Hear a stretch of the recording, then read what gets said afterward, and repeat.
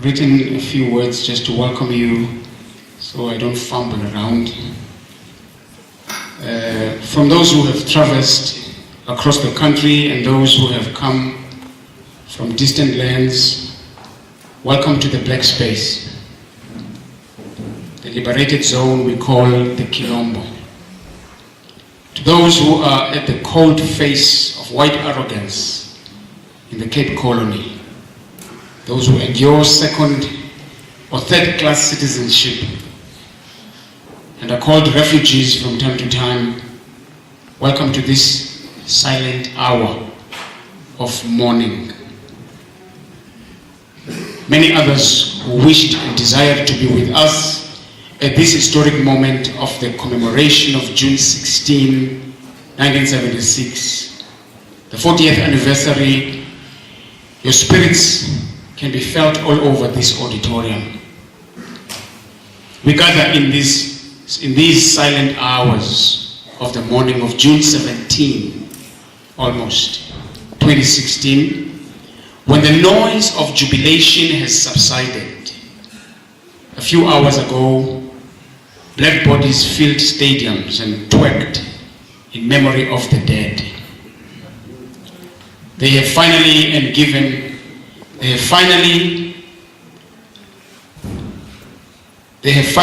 in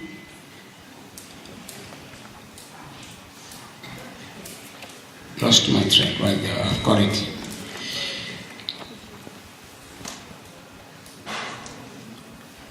They have finally given in to exhaustion after a long day of alcohol consumption and political party revelry.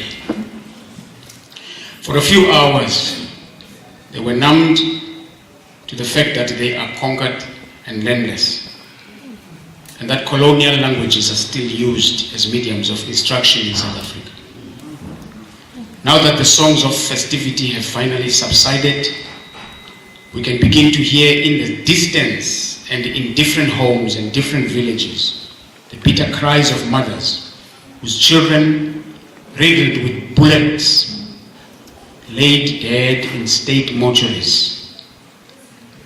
It's in these silent hours that the screams of children whose brothers and sisters did not come home pierced the African skies until they could not cry anymore.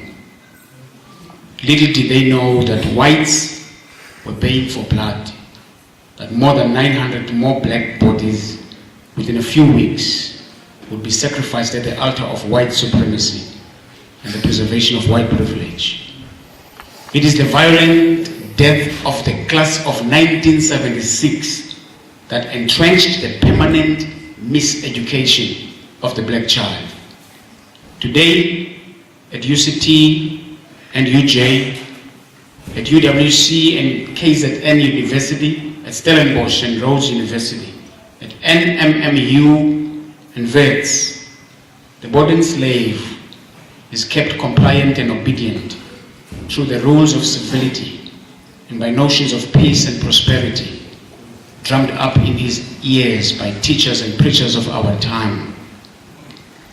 The colonial languages for which the class of 76 died to obliterate still rule supremely. Let the silence of the night in this night vigil bring you to the stark reality. Blacks have nothing to celebrate for the deaths of 1976. Go back to the drawing board. The enemy is alive and kicking. The enemy is alive and kicking, and it plays on both sides of the political game. Like a chameleon, it changes its colors and lures the ideologically gullible into its ranks. It is more fiercer and dangerous, yet more subtle and modest than ever before. Just in case you have forgotten, the enemy is white supremacy and the preservation of white privilege in all its disguises. It is made concrete in every white body, including the one you sit next to at church or in the lecture hall. So welcome to Way of Life Kilombo, a village for the runaway slaves, but don't run away forever. Go back and make the master pay for all his sins, and the sins of his fathers, sins of his fathers' fathers. Let the class of 2016 take from where the class of 76 left off. Do not be dissuaded and discouraged by deregistrations, suspensions, and expulsions. Take this battle to all spaces of privilege. Make your oath. Draw the lines of demarcation this day and take the struggle for total emancipation from white power to its logical conclusion. Take back the land and free the people. Peace to the Africans. War against the enemy. So I welcome you